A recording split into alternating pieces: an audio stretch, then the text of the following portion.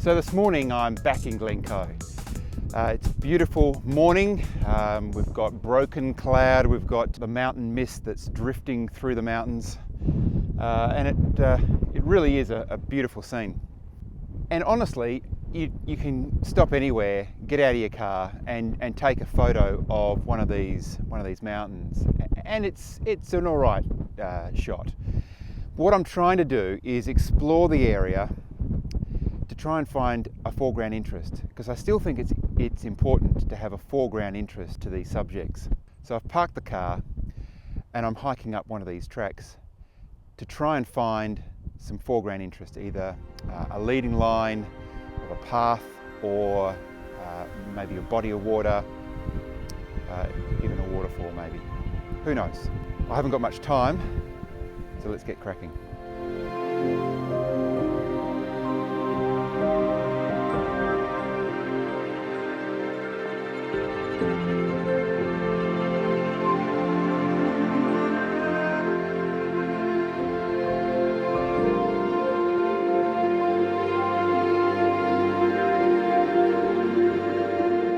This is exactly what I was looking for.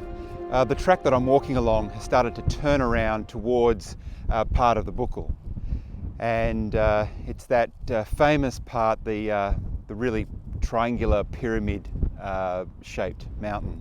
This path provides a bit of a leading line from the left-hand side of the image through to the middle and leads the eye up to the Buachaille itself. And there's a little bit of sunlight just drifting across the front of it, which is going to make for a really nice image. There's a little bit of rain around, so I've got the shower cap on there just to protect the front of the lens. But underneath is just a screw-on polarizer, because I'm not going to use any filters or anything like that. It's just easier.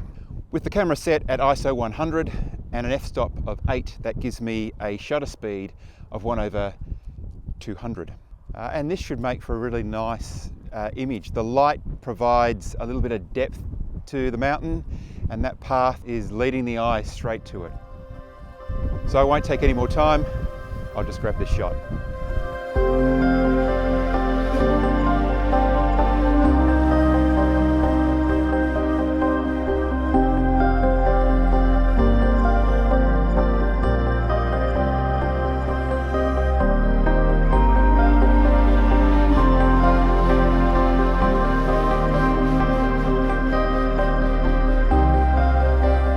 This is what I was really looking for.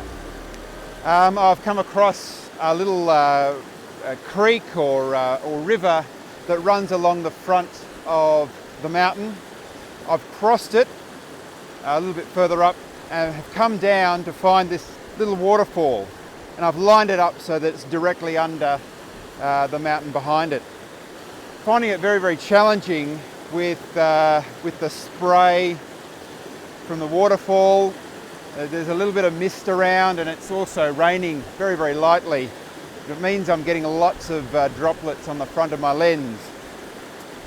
I've also, because of the light, I've needed to go back to the Lee filters. I've got a polarizer on to make sure that I take the glare off the surface of the water. I've also got the 6 stop and the 9 stop, but I've inverted the 6 stop. So the 0.9 is taking the light out of the sky, and the 0.6 is taking a little bit of light off the waterfall as well, because that's quite bright also.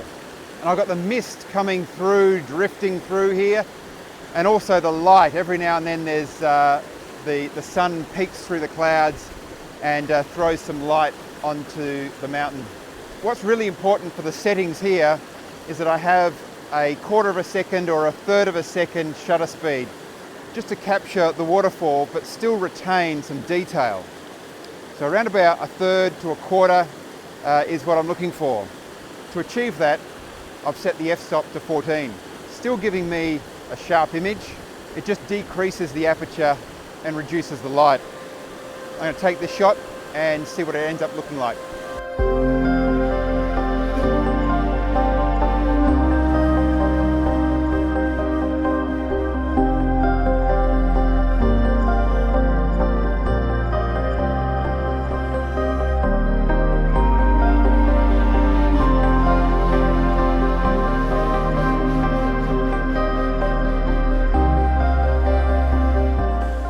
taking that shot, I wasn't particularly happy with the perspective of the mountain.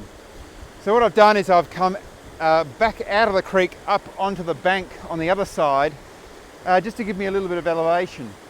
Before I was using the 24-70, now I've changed it to the 17-35, and I've also changed the camera to portrait mode. So what I'm trying to do here is capture the waterfall and the river in front of me, as well as the mountain right up high. And I'm going to need a wide angle to do that.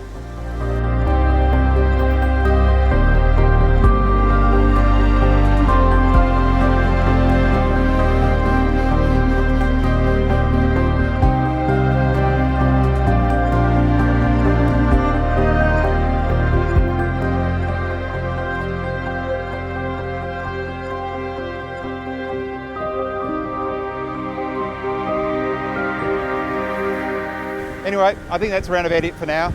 It's getting pretty cold. I think it's time for me to get back to the car. If you like this video, hit the thumbs up. If you like this sort of content and you want to see more, then consider subscribing. And if you do, make sure you hit the bell so that you get notifications when I upload my next video. But until next time, from Glencoe, thanks very much for watching.